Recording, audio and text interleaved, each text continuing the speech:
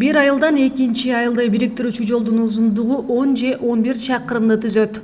Дал ушул жол аркылуу Хова өлкөсүндөгү унаалар көмүр ташышат. Bir күндө бир нече жолу каттаган унаалар жолдун абалын бузганас келгенсип, жашоочулардын саламаттыгына да зыянын тийгизип жатат. Анткени андагы жолдо асфальт төшөлбөгөндүктөн топуракты сапырып өтүшөт. Окуучу балдар ушул жол аркылуу мектепке жөө барышкандыктан бозала чаң болуп өңдөрү көрүнбөй келет. Эки айылдын окуучулары ошону курдук. Эки айылдын окуучулары жок дегенде бир 30-40 окуучу бар. Жок дегенде бизге ошо Кашка суудан Ылдый айылга мектепке барып келгенге бир транспорт болсо да. Окуучу мына шимин караңана шимини. Транспортко эч канча каражатыңар кетпейт эле. Бир бусы келе. Саар эртең менен алып барат эле ошо шопура Кашка суунун айылына. Абеттен кийин алып кетет эле, ошо тынч болот эле. Мына азыр байдан бери тартып турушту.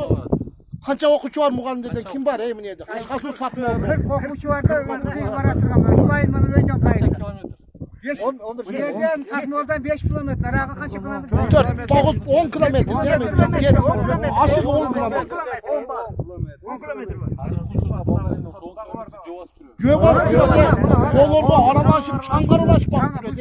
Эртең менен сүрөткө тартып эми интернетке ham чыгарып атышат. Балдар туманда калып атышат. Туманда. Я бул катындар менен кийим жууп жадап бүтүштү. В общем, жашаганга мүмкүнчүлүк болбой калды. Мындай көрүнүш 1 жылдан бери болуп келет. Ишкана тарабынан чаңды басаңдатуу үчүн топурак жолго суу себилип турат. Бул жетишсиз болуп жаткандыктан айыл эли тезирээк башка чарасын көрүүнү талап кылышууда. Бизге видео жиберген автордун айтымында жүк ташыган унаа тез-тезден өтүп турат. Ал бел алма карьеринен көмүр ташыйт. Мына жерде эгинтигинен болбой калды. Мал, мисалы үчүн азыр малга от салсак, сагып туруп салышка туура келип атат да. Ору көбөйүп атат. Мына жерде немени бердиңер, рахмат. Сууну. О суу сепкенге Үспөт турбайт экен. Эки жол чең себип атат. Эки жол себип атат. Аркасына куруп өткөндө кайра чаң болуп атат. Кичалай айылы Керметоо айыл өкмөтүнө карайт. Биз аталган айыл өкмөтүнүн башчысы Сүйүнбай Гүлжигитовго кайрылганыбызда бул маселени чечүүгө биздин укугубуз жок дейт.